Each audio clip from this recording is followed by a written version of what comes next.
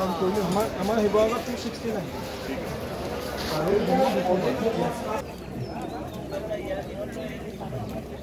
বিজিত Barua Sivasagar breakfast কৰিলে নাই breakfast কৰি আহিছে ব্ৰেকফাষ্ট কৰি আহিছে আৰু বিএছএফৰ কামাণ্ডাৰ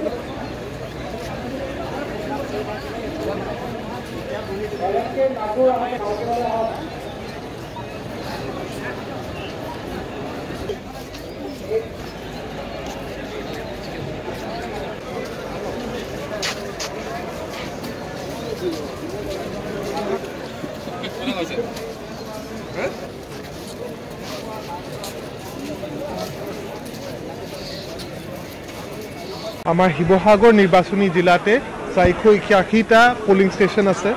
য'ত আমি প্ৰায় 2000 আমাৰ নিৰ্বাচনী বিষয়াসকল পঠাই আছোঁ যাতে প্ৰত্যেকখন অঞ্চলতে একেবাৰে ঘৰৰ ওচৰতে ভোট প্ৰদান কৰাৰ সুবিধাটো শিৱসাগৰ শ্ৰদ্ধা ৰাইজে পায় আমি আপোনালোকৰ যোগেদি আহ্বান জনাব খুজিছোঁ যে প্ৰত্যেকজন যাতে ঘৰৰ পৰা ওলাই আহি অহা কাইলৈ ৰাতিপুৱা 7টাৰ পৰা সন্ধিয়া 5টাৰ ভিতৰতে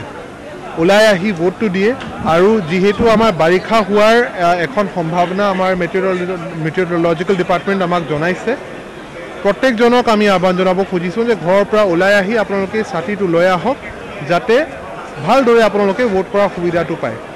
আৰু আপোনালোকৰ যোগেদি মই ৰাইজক সেইটো জনাব খুজিছোঁ যে লগতে আমাৰ নিৰাপত্তাৰ ভালদৰে ব্যৱস্থা এবাৰ কৰা হৈছে ITBP CRPF আৰু BSFৰ প্ৰায় 8টা কোম্পানী আমাৰ তাত আহি উপস্থিত হৈছে তাৰ লগতে 1st Assam police battalion 4th আৰু 25th আসাম পুলিচ বেটালিয়নৰ বহুতকেইটা কোম্পানী আমাৰ প্ৰত্যেকখন চেণ্টাৰত উপস্থিত থাকিব আৰু তাৰ লগতে সেক্টৰ আৰু জোনেল অফিচাৰৰ লগত আমাৰ আৰক্ষী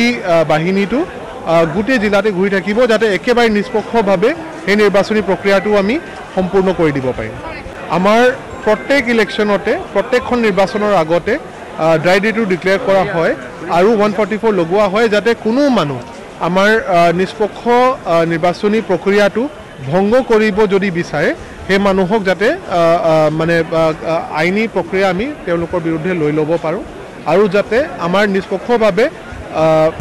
প্ৰক্ৰিয়াটো হৈ যায় আৰু কোনো মানুহক ভয় ভাবুকি দি ভোট প্ৰদান কৰিবৰ কাৰণে বা প্ৰদান নকৰিবৰ কাৰণে মানুহ প্ৰেছাৰ কৰিব নোৱাৰে